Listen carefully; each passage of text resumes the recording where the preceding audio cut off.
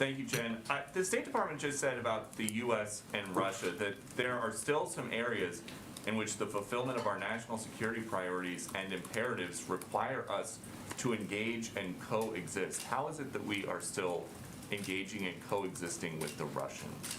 Well, Peter, I would say diplomacy around the world requires us to engage with countries even where we have strong disagreements, strong opposition, strong condemnation. We have been very outspoken and taken actions against China's human rights abuses, but we have worked with them in other capacities. We are working Russia as a part of the P5+1 as we're working and making progress on an Iran nuclear deal. There's no question that achievement of that would make the world safer. So it is our responsibility, and diplomacy means engaging even with countries where you have strong disagreement and strong opposition. And just so that we can understand then the approach, that means that you guys will sit here and sanction Vladimir Putin and then send diplomats to go sit on the same side of the table with the Russians to hash out the Iran deal. Is that what's happening? That's right, Peter, but I don't know why you sound so skeptical. What our job here in the United States and from any government is to take steps that are in the interest of the American people and the United States of America. And part of that would certainly be reducing Iran's capacity and ability to have a nuclear weapon. I think there's no question about that. Russia is a part of the P5+1. Okay, there's a report in the New York Times that you guys kept asking China to help you stop Russia from invading Ukraine, and they didn't. So what have you guys done throughout this slow-moving Russia crisis that has worked? In what capacity? Well, the president talked to Putin, he talked to the G7, he threatened sanctions, he put sanctions in place.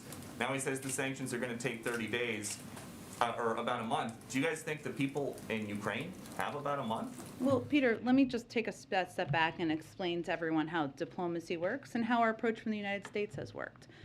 What the president has done is he has built a global coalition to stand up in the face of President Putin and President Putin's aggression and invasion of Ukraine. What he has done is he has rallied the world, our European partners, even at cost to them in some capacities, to put in place significant sanctions, historic sanctions that would have a enormous impact on the Russian financial sector. It is President Putin's choice to go to war and invade Ukraine. That is what he has done. It is our choice and our responsibility and the role of the President of the United States to rally opposition and make sure they feel significant pain from that choice. That's exactly what we have done. And I understand that you're saying that these sanctions will have an impact on Russia, but what good does that do these people in Ukraine who are seeing the news and these U.S. intel assessments that Kiev is going to fall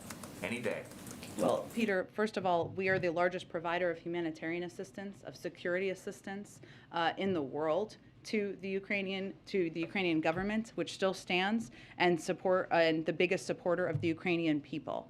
And we will continue to be. And we are leading this global effort to stand up against the aggression of President Putin. And so the president is doing nearly everything in his power to lead the world and stand up against the actions of President Putin. What he will not do is send U.S. troops to fight in Ukraine, because he is not going to put the American public, the American people, or the United States in a position of fighting a war with Russia.